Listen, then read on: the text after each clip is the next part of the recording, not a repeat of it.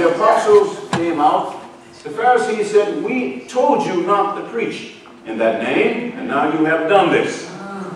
And there was a man named Gamaliel. He was a man highly regarded in the community. He was a man of the law. He said to them, brothers, he said, please hear me. You all know there have been false prophets and teachers that have plagued us for years. There have been people that have risen up in different places and grown disciples after themselves. And not a single one of them is here today. Because whatever is not of God, hear me carefully, will not last anyway. He says, so please hear my counsel. If what you're seeing done here is not of God, it will go the way of all flesh. Hear me, children. Unless the Lord builds a house, they that labor, labor in vain. Oh, yeah. I don't strive against anything. Because I know without the help of God, you cannot do spiritual things in the flesh. You'll lose your mind. You'll have a breakdown. You'll find you don't have the power to deal with it. You cannot deal with the devil with your persuasive words and your intellectual ability. You need the Holy Ghost. So the that we say here, be of God, take heed, that you might be found fight against God.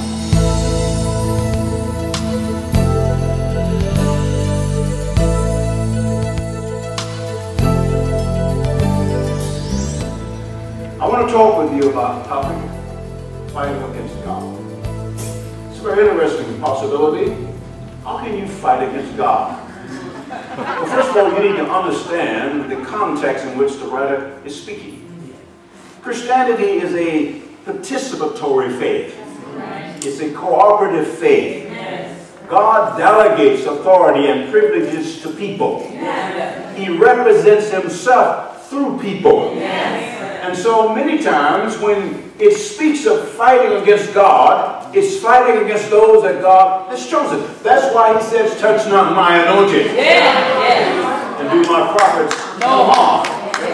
That's why in the very beginning, when the Lord chose Jeremiah, and he said, I've separated you from your mother's womb. Even before you did not know me, I knew you. So I believe in the foreknowledge of God. And so many times when they speak of fighting against God, what they're saying is that you're fighting against those that the Lord has chosen. The problem is that we don't always know the ones that God has chosen. And the reason being is that they're not the ones that we would choose. That's what creates the controversy there. You should give thanks every day. Every day you should give thanks that you're not God.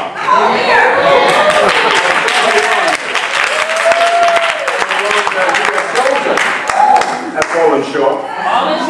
Some of the ones that we've chosen in relationship have fallen short.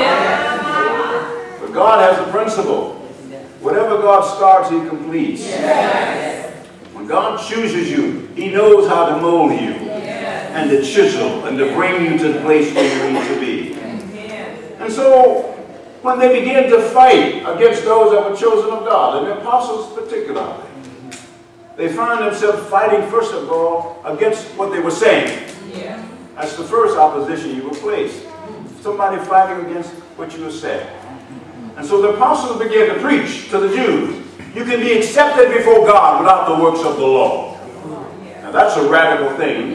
Very little to you here. It's like back in the days when they kept saying, you know, you cannot judge a person by the color of their skin, by the content of their character. And then we hold these truths to be evident that all people are created in the image of God and are created equal. And that they've been endowed by that Creator with certain inalienable rights on which are life, liberty, and the pursuit of happiness. And that has nothing to do with color. I said, no, you don't understand. We don't live down here in the lie in the South this way too long. We're not going to let you come in here and disrupt our culture because this is how we have to make our money. So when the prophets began to speak, and the apostles, that you can be accepted before God without the works of the law, without obedience to the Sabbath. They said, no, this is a hard thing. And they said, we must kill you, we must stop you. You're preaching justification by faith. You're saying that where sin abounds, grace abounds much more. You're saying that God evaluates me differently. You're saying that I'm not held accountable for what my forefathers did.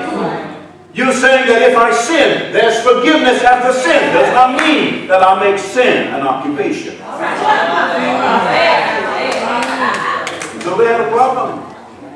Alexander the coppersmith, all of these boys, they couldn't accept that because these boys made idols. When you start preaching, you shall not worship any graven image. They said, oh, our business is in danger. That's why whenever you preach, whenever you minister, your church is in the domain of people who are selling drugs and marketing human flesh. Don't count it strange when they rise up against you because you are challenging the source of their income. They have to fight against you. And so they began to fight against them. And the first thing they did, they began to question whether or not they were called.